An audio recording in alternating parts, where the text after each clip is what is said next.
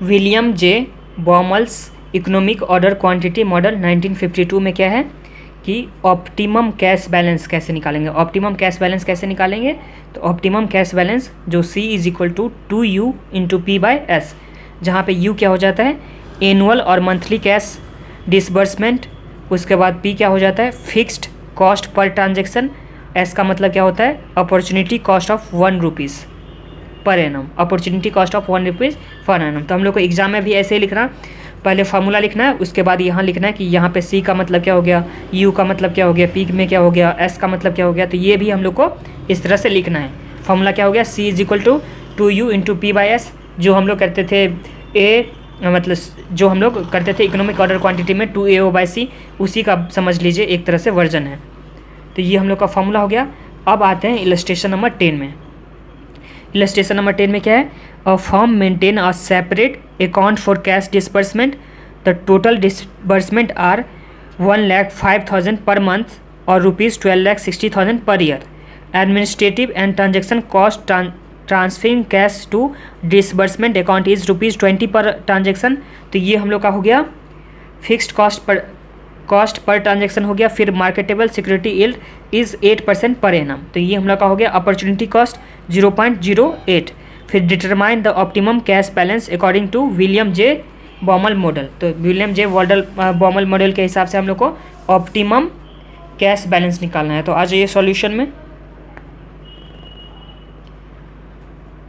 Solution 10 का हो गया, इलस्ट्रेशन नंबर 10 का। यहाँ पे सबसे पहले हम लोग को लिखना है C is equal to 2U into P by S, where C क्या होता है optimum cash balance, optimum cash balance हो गया।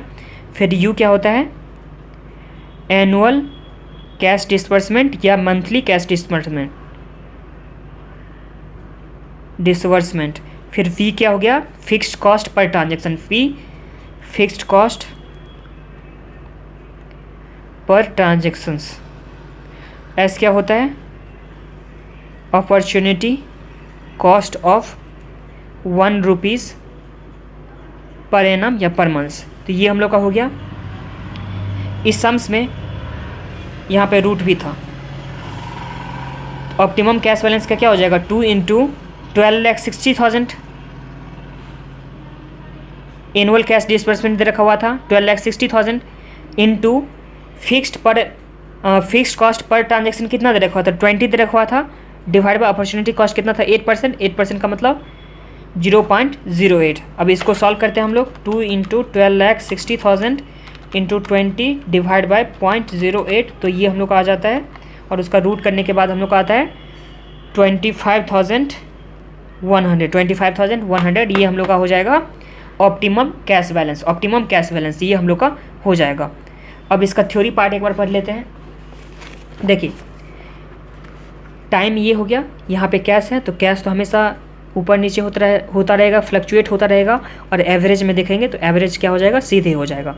अब यहाँ थ्योरी पार्ट में यहाँ पे क्या लिखा हुआ है कि the limitation of Baumol model is that it does not allow the cash flow to fluctuate. तो इसमें कैश फ्लो को फ्लक्चुएट में नहीं होने देता है। ये एवरेज ही कैश बता दिया कि ऑप्टिमम कितना होना चाहिए। अब थोड़ी ना है कि जितना वहाँ बोला गया है कि हाँ इतना कैश होगा तो हमेशा एक ही जैसा कैश होगा, ऐसा तो पॉसिबल नहीं है। तो ये फ्लक्चुएट नहीं होने देता, इसलिए इसका लिमिटेशन है। Firm in practice do not use their cash balance uniformly और nor are they able to predict daily cash inflow and outflow. तो कोई भी ये मतलब ये प्रेडिक्ट कर ही नहीं सकता कि कितना होने वाला है, यूनिफॉर्म कैश इनफ्लो या आउटफ्लो होने वाला है। आगे क्या है द मिलर और MO model overcome this shortcoming and the allows for daily cash flow variation. तो ये एमओ मॉडल है जहाँ पे कैश फ्लो का वेरिएशन अलाउड है।